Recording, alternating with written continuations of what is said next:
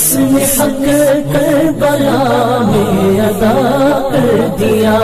تو بہت بڑا گڑھ تھا، اور جو مدینے سے نکالے گئے تھے وہ بھی وہیں جا کر مقیم ہو گئے تھے. تو اس اعتبار سے، اور پھر یہودی اپنے آپ کو سمجھتے تھے اللہ کی طرف سے دنیا میں جو نمائندہ جو ہے امت وہ ہم ہیں. اب انہیں معزول کر کے امت محمد کو وہاں پر کھڑا کر دیا گیا صلی اللہ علیہ وسلم. لہذا وہ بہت زیادہ یوں سمجھیے ایگریوڈ، سب سے زیادہ جن کو غضب پہنچا ہے حضور کے دست مبارک سے، وہ یہودی تھے. لہذا ان کا جو رد عمل آیا ہے وہ ہے جس کے نتیجے میں حضرت عثمان شہید ہوئے، حضرت علی شہید ہوئے، حضرت حسین شہید. اب اس چیز کو اچھی طرح سمجھیے، یہ جو رد عمل ہے یہ ایک شخص کے ذریعے سے آیا، اور اسی لیے بعض لوگ یہ سمجھتے ہیں کہ یہ خامخواہ کی کہانی ہے. کیا ایک آدمی اتنا بڑا کام کر سکتا ہے؟ عبداللہ ابن سبا ایک یہودی جو اسلام کا لبادہ اوڑھ کر حضرت عثمان کے عہد خلافت میں مدینے میں آ گیا، ٹھیک، اس کے بارے میں تو میں بعد میں عرض کروں گا. لیکن ایک شخص کیا کچھ کر سکتا ہے اس کی مثال بس آپ دے دوں آپ کو. پہلے حضرت مسیح علیہ السلام کے پورے دین کو ایک شخص نے ختم کر دیا، سینٹ پال جسے دنیا جانتی ہے جس کے نام سے. توحید کو تثلیث میں بدل دیا. حضرت عیسیٰ علیہ السلام تو توحید کی تلقین کر کے گئے تھے، توحید ختم، تثلیث آ گئی، جس میں پہلے باپ ماں اور بیٹا تھے، اس کے بعد باپ بیٹا اور روح القدس ہو گئے، تثلیث. نمبر 2، شریعت موسوی کو ثابت کر دیا. لہذا اب پالزم جو ہے، کرسچینٹی نہیں رہی، وہ حضرت عیسیٰ کو کہہ کر گئے تھے کہ شریعت موسوی تم پر لاگو رہے گی، نافذ رہے گی، ثابت کر دیا. نمبر 3، اس نے عیسائیت کے دائرہ تبلیغ کو وسیع کر دیا، جنٹائلز یا گوئمز کے اندر بھی، غیر یہودیوں میں. حالانکہ حضرت مسیح کہہ کر گئے تھے کہ تمہیں صرف یہودیوں سے خطاب کرنا ہے، اور میں صرف اسرائیل کے گھرانے کی کھوئی ہوئی بھیڑوں کی تلاش میں آیا. اب آپ دیکھیے حضرت مسیح کے فوراً بعد اور حضرت مسیح کی زندگی کے دوران جب تک کہ وہ موجود تھے، وہ بدترین دشمن تھا حضرت مسیح علیہ السلام کا. بعد میں لبادہ اوڑھا، اور یہ کہ مجھے مکاشفہ ہوا ہے، مکاشفے میں مسیح سے میری ملاقات ہوئی ہے، میں ان پر ایمان لے آیا ہوں. اور پھر اس نے اپنے زہد اور دینداری کا جو بھی فراڈ تھا اس کے نتیجے میں اپنی حیثیت بنا لی، دین مسیحی کو بالکل ختم کر دیا. آج کہاں ہے وہ دین مسیحی؟ دی 100 کے مصنف نے بھی صاف لکھا ہے کہ جب تک حضرت مسیح دنیا کے اندر موجود تھے، عیسائیت کی حیثیت یہودیت نے ایک فرقے سے زیادہ نہیں تھی. یہودیوں کا ایک فرقہ، ایک جماعت، بس. یہ سینٹ پال ہے جس نے اسے ایک مستقل مذہب کی حیثیت اختیار کی ہے. تو اٹ شوڈ بی کالڈ پالزم، اور یہ ایک آدمی کا کارنامہ. اسی طریقے سے یہ تو ہو گیا حضرت مسیح کے فوراً بعد، رفع سماوی کے فوراً بعد. 1500 برس کے بعد ایک تحریک چلی ہے یورپ کے اندر، اصلاح مذہب، اور اس کی پشت پر بھی یہودی ذہن تھا. یہودی ذہن نے عیسائیت کو 2 حصوں میں تقسیم کر دیا، کیتھولک اینڈ پروٹیسٹنٹس، اور پروٹیسٹنٹس کو اپنا اعلی کار بنایا. یہ ایک علیحدہ مضمون ہے جس پر میں تفصیل میں نہیں جانا چاہتا. میری کتاب بھی موجود ہے اس موضوع پر، سابقہ اور موجودہ مسلمان امتوں کا ماضی، حال و مستقبل، اس میں میں نے تفصیل بیان کی. یہ جو تقسیم ہوا ہے تو وہ پہلی بات ایک یہودی، جیسے کہ علامہ اقبال نے، مارکس بھی تو ایک یہودی تھا نا. تو ابلیس کی مجلس شورا میں بڑا پیارا شعر ہے، وہ یہودی فتنہ گر، وہ روح مصدق کا بروز، ہر قبا ہونے کو ہے اس کے جنون سے چاک چاک. یہ ایک یہودی فتنہ گر مارکس نے وہ تصور دنیا کو دیا جس نے عظیم انقلاب برپا کیا روس کے اندر، بولشوک ریولوشن، اور جو پھر آدھی دنیا تک پھیل گیا. آج سے 50 سال پہلے امریکہ کانپتا تھا، روس کے سامنے کھڑا ہوا کانپ رہا تھا، اس لیے کہ روس سائنٹیفک ترقی میں امریکہ سے بہت آگے تھا. اس کے ایسٹروناٹ پہلے گئے ہیں خلا کے اندر، امریکہ تو بہت پیچھے تھا. بہرحال اس نے جس طریقے سے USSR کا خاتمہ کرایا ہے وہ ایک علیحدہ بات ہے، میں اس وقت اس طرف نہیں جانا چاہتا. لیکن جان لیجئے کہ وہ ایک شخص کا کارنامہ، وہ یہودی فتنہ گر، وہ روح مصدق کا بروز، ہر قبا ہونے کو ہے اس کے جنون سے تار تار. اسی طرح وہ عبداللہ ابن سبا یہودی فتنہ گر. آج اہل تشیع میں سے بعض حضرات کہتے ہیں کہ یہ عبداللہ ابن سبا یہ تو افسانوی شخصیت، اس کی حقیقت کوئی تھی ہی نہیں. حالانکہ ان کی اپنی کتاب ہے رجال کشی کے اندر اس کا ذکر موجود ہے. اور یہ بھی موجود ہے کہ حضرت علی رضی اللہ تعالیٰ عنہ نے اپنے عہد خلافت میں اسے زندہ جلوایا ہے. اس کی وجہ کیا تھی؟ یہ آیا مدینے کے اندر اسلام کا لبادہ اڑ کر، اس نے چند عقیدوں کی اشاعت شروع کی. سب سے پہلے حضرت علی تو خدا ہے، گاڈ انکارنیٹ، اوتار کا تصور، جیسے ہندوؤں میں ہے رام چندر جی خدا کا اوتار. اور عیسائیت میں بھی پہلے گاڈ انکارنیٹ کا تصور تھا کہ حضرت مسیح خدا کا اوتار ہے، انکارنیشن آف گاڈ. تو اس نے کہا کہ حضرت علی تو خدا کا اوتار ہے، خدا ہے. نمبر 2 اس نے کہا کہ ہر نبی کا ایک وصی ہوتا ہے جس کے حق میں وہ وصیت کرتا ہے. تو حضور صلی اللہ علیہ وسلم کے وصی حضرت علی ہیں، لہذا خلیفہ تو اول روز سے حضرت علی ہیں، حضرت ابو بکر، حضرت عمر، حضرت عثمان، یہ تو غاصب ہیں. اور حضرت عثمان کی خلافت تھی اس وقت تو خاص طور پر. پھر اس نے جو قبائلی عصبیت تھی اسے بھڑکایا. پرانی جو عصبیت چل رہی تھی قریش کے اندر، وہ 2 گھرانے ایک دوسرے کے مد مقابل تھے. دیکھیے ایک ہوتا ہے قبیلہ، ایک ہوتا ہے گھرانہ. ہمارے پنجاب میں ایک قبیلہ ہے وٹو قبیلہ، اس کے گھرانے بہت سے، مانے کے، لالے کے، سجے کے، شامت کے، یعنی کوئی لالا تھا ان میں سے بڑا، ان کے بیٹے ہو گئے لالے کے، ان کی اولاد، خاندان یہ کہلاتے ہیں. قبیلہ ہے یہ وٹو قبیلہ. تو قبیلہ تھا قریش، اس میں گھرانے بہت تھے، بنو ہاشم، بنو امیہ، بنو تیم، بنو عدی، یہ بہت سے گھرانے تھے. تو جوٹی کے 2 گھرانے جو تھے وہ بنو ہاشم اور بنو امیہ، ان کے درمیان چپکلش تھی، مقابلہ، مسابقت. اور یہ مسابقت فی الخیر بھی ہوتی تھی. اگر انہوں نے غریبوں کو کھانے کھلائے ہیں تو ہم ان سے بڑھ کر کھلائیں گے، اگر وہ حاجیوں کی خدمت کرتے ہیں تو ہم ان سے بڑھ کر کریں گے. تو ان کے اندر یہ مسابقت خیر بھی تھی، لیکن چپکلش تھی کہ کوئی ہم سے آگے نہ نکل جائے. وہ سمجھتا تھا وہ آگے نہ نکل جائے. پر اس شخص نے اس پرانی عصبیت کو تازہ کیا کہ حضور تو بنو ہاشم میں سے تھے، لہذا خلافت حق ہے بنو ہاشم کا، یہ غاصب ہے. اس سے پہلے 2 خلفاء جو تھے وہ نہ بنو ہاشم سے تھے نہ بنو امیہ سے تھے. حضرت ابو بکر بنو تیم میں سے تھے، چھوٹا قبیلہ تھا. حضرت عمر بنی عدی میں سے تھے، وہ بھی چھوٹا قبیلہ تھا. یہ حضرت عثمان پہلے خلیفہ جو بنو امیہ میں سے تھے، جن کی پرانی چپکلش بنو ہاشم سے تھی. اب اس کو موقع مل گیا کہ پرانی قبائلی عصبیت کو بھڑکائے. یہ ہے اصل میں اس فتنے کا پس منظر عبداللہ ابن سبا نے جو آ کر پھیلایا ہے. اور اس کی تفصیل میں اس وقت میں نہیں جا سکتا، کیسے یہ فتنہ پروان چڑھا، کیا انہوں نے اسٹریٹجی اختیار کی. کہ یہ کیا کرتے تھے، گروہ بنا کر بھیجتے تھے لوگوں کو. کوفے میں جاؤ تو وہاں پر دمشق کے گورنر کے خلاف اور مصر کے گورنر کے خلاف الزامات لگاؤ، اس نے یہ کیا، وہ غبن کر گیا، وہ یہ کر گیا، وہ خیانت کر رہا ہے، وہ رشتہ داروں کو پال رہا ہے. اور عثمان کے خلاف بھی تقریریں کرو رضی اللہ تعالیٰ عنہ. دمشق میں جاؤ تو کوفے کے گورنر کے خلاف، کیونکہ دمشق کے گورنر کے خلاف بات کرو گے تو لوگوں کو معلوم ہوگا کہ یہ جھوٹ بول رہے ہیں. لیکن یہ کہ وہاں تو تم بات کرو کوفے کے گورنر کے خلاف اور مصر کے گورنر کے خلاف اور حضرت عثمان کے خلاف. مصر میں جاؤ تو بات کرو کوفے کے اور شام کے گورنر کے خلاف اور حضرت عثمان کے خلاف. یہ انہوں نے ایسا اٹھایا. اور اس زمانے میں آپ کو معلوم ہے ذرائع رسل و رسائی تھے نہیں، نہ اس فتنے کی پتہ چل سکا جب تک کہ وہ فتنہ جو ہے پوری طرح برگ و بار لا کر تلاور درخت نہیں بن گیا. اس کے نتیجے میں حضرت عثمان رضی اللہ تعالیٰ عنہ شہید ہوئے، اور خلیفہ پھر حضرت علی رضی اللہ تعالیٰ عنہ کو انہی سوائیوں نے، جنہوں نے گھیراؤ کیا تھا، جنہوں نے حضرت عثمان کو شہید کیا ہے، یہی حضرت علی رضی اللہ تعالیٰ عنہ کے ارد گرد ہوئے. اور حضرت علی رضی اللہ تعالیٰ عنہ بھی نہیں چاہتے تھے خلافت کی بیعت لینا، لیکن آخر کیا کرتے؟ کیا وہ امت کو بغیر خلیفہ کے چھوڑ دیتے؟ حضرت زبیر سے کہا گیا، انہوں نے نہیں مانا، رد کر دی بات. حضرت طلحہ سے کہا گیا، انہوں نے نہیں مانا. حضرت علی سے کہا گیا، اب عشرہ مبشرہ میں سے یہی تو تھے نا، لہذا انہوں نے تسلیم کر لیا، خلافت ہو گئی. لیکن اس کے بعد جو خانہ جنگی ہوئی ہے، اس خانہ جنگی کے نتیجے میں نوٹ کر لیجئے کہ 1,00,000 کے قریب مسلمان ایک دوسرے کی تلواروں اور نیزوں اور برچھیوں اور تیروں سے ہلاک ہو. یہ ہماری تاریخ کا تاریخ ترین باب ہے. 5 سال، 4.5 سال حضرت علی کی خلافت کے اور 6 مہینے حضرت حسن کی خلافت رضی اللہ تعالیٰ عنہ. اس سے کیا ہوا کہ ایک طرف تو اسلام کی جو توسیع ہو رہی تھی، تھمتا نہ تھا کسی سے سیل رواں ہمارا، وہ سیلاب ہو گیا. انٹرنل سیبوٹاج ہو گئی نا، تو اندر ہی آپس ہی میں اگر دستوں گریبان ہو گئے تو باہر اب کیا توسیع کرتے ہیں، وہ توسیع کا عمل ہو گیا.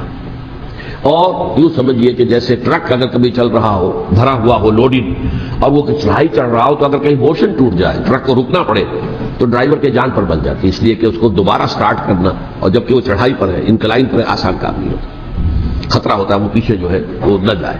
اور پہاڑی علاقوں میں آپ کو معلوم ہے ذرا پیچھے چلے جانے کا مطلب جو ہے بہت خطرناک جو ہے نتیجہ نکل سکتا ہے. بہرحال حضرت علی رضی اللہ تعالیٰ عنہ نے اپنے خلافت میں ایک کام یہ کیا. اب اس کی کیا مصلحتیں تھیں یہ تو انہی کے علم میں ہوگا. ہم قیاس کر سکتے ہیں اور میں اس میں نہیں جانا چاہتا. ابھی تک خلافت کا مرکز تھا مدینہ منورہ. حضرت ابوبکر، حضرت عمر، حضرت عثمان، وہی جہاں حضور صلی اللہ علیہ وسلم رہے تھے اور جہاں پر کہ حضور مدفون تھے. لیکن حضرت علی نے اپنا مرکز جو ہے وہ کوفہ بنا دیا. اچھا، اس کی ایک ظاہری وجہ یہ سامنے آتی ہے کہ اسلام کا جو پھیلاؤ ہو گیا تھا، وہ سلطنت اتنی وسیع ہو گئی تھی کہ مدینہ منورہ بہت جنوب میں اور بڑے صحرا کو عبور کر کے جانا ہوتا تھا. کوفہ جبکہ ایسی مقام پر تھا کہ جہاں سے مشرقی راستہ جا رہا ایران کو، عراق کے اندر تو ہے وہ شہر کوفہ، اور پھر ایران اور خراسان اور ہندوستان کو راستہ جا رہا ہے، وہیں سے شمال کی طرف جا رہا ہے، شام کی طرف اور ترکی کی طرف، اور وہاں سے پھر یہ کہ مغربی افریقہ کو بھی کنٹرول کرنا، جو شمالی افریقہ کو وہ بھی آسان تھا. بہرحال حضرت علی نے کوفہ کو اپنا مرکز بنایا، اور نتیجہ یہ ہوا کہ سبائیوں کا بھی مرکز وہی بن گیا، کیونکہ انہوں نے اپنے آپ کو گردا گرد رکھا حضرت علی کے رضی اللہ تعالیٰ.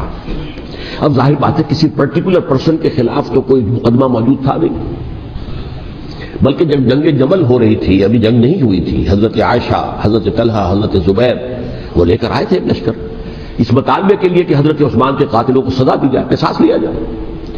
حضرت علی رضی اللہ تعالیٰ عنہ سے گفت و شنید ہو رہی تھی. حضرت علی جو ہے اس پر آمادہ ہو گئے کہ ٹھیک ہے، میں جو بھی قاتلین عثمان ہیں ان کو گرفتار کر کے سزا دوں گا. عین اسی وقت کوفے کی مسجد کے اندر جو ہے 10,000 کا مجمع کھڑا ہو گیا، ہم سب قاتل عثمان ہیں، لو ہم سے بدلہ کہاں سے ہوگا. اور انہوں نے کیا کیا، جاتے ہی جنگ چھیڑ دی. جب چھڑ جائے تو یا مرو یا مارو، اس کے سلاوت کو چارہ کار ہوتا ہی نہیں. ایک رات میں 10,000 مسلمان شہید ہوئے، جن میں 2 عشرہ مبشرہ میں سے حضرت زبیر اور حضرت طلحہ رضی اللہ تعالیٰ. تو یہ صورت تھی، سبائیوں نے گھیراؤ کیا حضرت علی کا رضی اللہ تعالیٰ. حضرت معاویہ دعوے دار نہیں تھے خلافت کے، قطعاً نہیں. ان کا صرف ایک دعویٰ تھا، اور وہ یہ تھا کہ عثمان کے قاتلوں کو گرفتار کرو، یا خود سزا دو یا ہمارے حوالے کرو، ہم اس سے قصاص لیں گے. اس لیے کہ قبیلہ بنو امیہ کا تھا اور حضرت ابی معاویہ بنو امیہ میں سے، تو ایک خاندانی طور پر جو ہے ہم قصاص لیں گے ان سے جنہوں نے قتل کیا ہے حضرت عثمان. لیکن یہاں ظاہر بات ہے کہ حضرت علی رضی اللہ تعالیٰ عنہ کی طرف سے مطالبہ یہ ہوتا تھا تم پہلے میری بیعت کرو، میرے ہاتھ مضبوط کرو تاکہ میں ان کے خلاف کوئی اقدام کر سکوں. لیکن انہیں یہ اندازہ تھا کہ اگر میں نے بیعت کی تو ظاہر بات ہے کہ حضرت علی تک پہنچنے سے پہلے مجھے گردن اڑا دیں گے یہ لوگ، اس لیے کہ سبائی جو ہے وہ آپ کو گھیرے ہوئے. بہرحال ایک عجیب الجھاؤ، ایک ڈائلیما تھا جس کی وجہ سے یہ جنگ چلتی رہی. اور حضرت علی رضی اللہ تعالیٰ عنہ کو انہی کے شیعان علی ہی کے اندر سے وہ جماعت علیحدہ ہوئی تھی جس کو ہم خوارج کے نام سے جانتے ہیں، اور ایک خارجی ملجم ابن ملجم ہی نے حضرت علی کو شہید کیا رضی اللہ تعالیٰ عنہ. پھر حضرت حسن رضی اللہ تعالیٰ عنہ، اب دیکھیے کس قدر صحیح بات تھی جو حضرت علی رضی اللہ تعالیٰ عنہ نے فرمائی جب ان سے کہا گیا کہ کیا ہم آپ کے بیٹے حسن کے ہاتھ پر بیعت کر لیں رضی اللہ تعالیٰ عنہ. فرمایا نہ میں تمہیں اس کا حکم دیتا ہوں نہ میں اس سے روکتا ہوں، یہ تمہارا معاملہ ہے، امرہم شورا بینہم، تم اپنے باہمی مشورے سے جو فیصلہ کرو گے ٹھیک ہے، میں نہ حکم دیتا ہوں نہ روکتا ہوں. اس کا کیا مطلب ہے؟ باپ کے بعد بیٹے کی خلافت ہرگز حرام نہیں ہے، ورنہ کہتے کیسے ہو سکتا میرا بیٹا؟ نہیں، یہ نہیں کہا. حضرت عمر سے بھی کہا گیا تھا کہ اپنے بیٹے کو نامزد کر دیں، عبداللہ ابن عمر کو، تو انہوں نے جواب میں کیا کہا؟ اسے تو طلاق دینی بھی نہیں آتی. انہوں نے اپنی کسی زوجہ کو طلاق دی تھی اور اس میں جو صحیح ترین طریقہ ہے وہ اختیار نہیں کیا تھا. انہیں طلاق دینے تک نہیں آتی تو میں اسے خلیفہ بنا لوں. یہ نہیں کہا تھا کہ باپ کے بعد بیٹا خلیفہ نہیں ہو سکتا، یہ تو نہیں تھا، کہیں حرام نہیں ہے، نہ کتاب و سنت میں نہ کوئی حدیث ہے نہ کہیں قرآن مجید میں. تو حضرت علی نے بھی فرمایا رضی اللہ تعالیٰ نہ میں روکتا ہوں نہ حکم دیتا ہوں، یہ تمہارا اپنا معاملہ ہے. بہرحال حضرت حسن رضی اللہ تعالیٰ عنہ نے حضرت امیر معاویہ سے صلح کر لی، خلافت ان کے سپرد کر دی. دیکھیے میں حضرت ابوبکر، حضرت عمر، حضرت عثمان، حضرت علی کے ساتھ حضرت حسن کے دور خلافت کو بھی خلافت راشدہ میں سے سمجھتا ہوں. اور تبھی 30 سال پورے ہوتے ہیں اس حدیث کے مطابق کہ حضور نے فرمایا خلافت 30 برس رہے گی پھر ملوکیت آ جائے گی. تو حضرت حسن کا بہت بڑا کارنامہ یہ ہے کہ اس خانہ جنگی کا دروازہ بند کر دیا. اور یہ پیشن گوئی تھی حضور کی صلی اللہ علیہ وسلم حضرت حسن کو، جو بچے تھے حضور کے انتقال سے پہلے، میرا یہ بیٹا مسلمانوں کے 2 گروہوں میں صلح کرائے گا. یہ حضور کی پیشن گوئی تھی، اور وہ پیشن گوئی حضرت حسن کے علم میں بھی ہوگی یقیناً. بہرحال انہوں نے صلح کی حضرت امیر معاویہ کے ساتھ رضی اللہ تعالیٰ عنہ، خلافت ان کے حوالے کر دی، اور کچھ شرائط تھی طے ہو گئی. اللہ خیر سکتا. حضور کی تو یہ پیشن گوئی جو ہے صحیح ثابت ہوئی کہ میرا یہ بیٹا مسلمانوں کے 2 بڑے گروہوں کے درمیان صلح کرا دے گا. اور سبائیوں نے انہیں تانے دیے، یا عار المومنین، اے مومنوں کے لیے موجب عار، موجب شرم، تم نے بزدلی دکھائی ہے، تم نے امیر معاویہ کو خلیفہ تسلیم کر لیا، تم نے بزدلی دکھائی، معاذ اللہ ثم معاذ اللہ ثم معاذ اللہ۔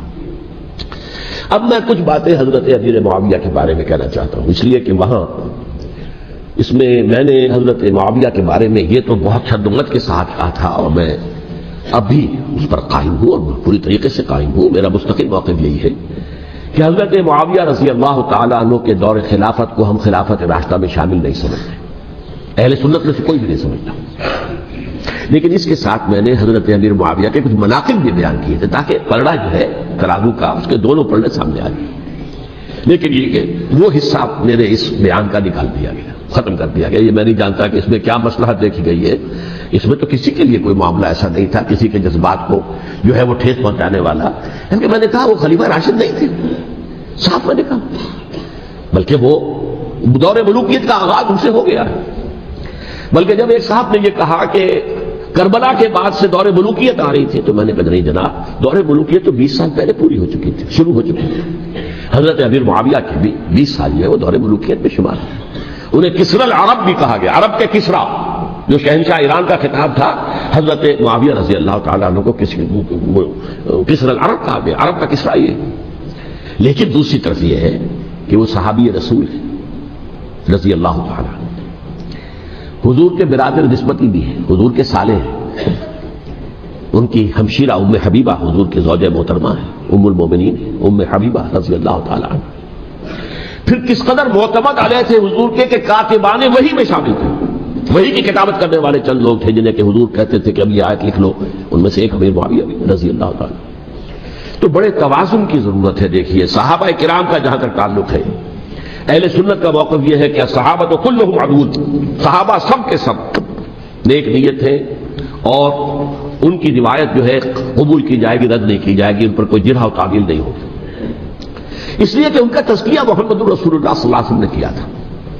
لہذا یہ تو ہو سکتا ہے کہ کسی صحابی سے کوئی خطا ہو جائے، لیکن وہ خطا اجتہادی ہوگی، نیت کی خطا نہیں ہوگی، نیت کی غلطی نہیں ہوگی۔ اگر کسی صحابی کی نیت پر حملہ کیا جائے تو یہ اصل میں طعن ہے، حملہ ہے حضور پر کہ وہ تربیت دے نہیں سکے اپنے ساتھیوں کو، معاذ اللہ ثم معاذ اللہ ثم معاذ اللہ، وہ تزکیہ کر ہی نہیں سکے۔ 3 جگہ جو قرآن میں آیا ہے یتلو علیہم آیاتہ ویزکیہم، تو کیا تزکیہ کیا؟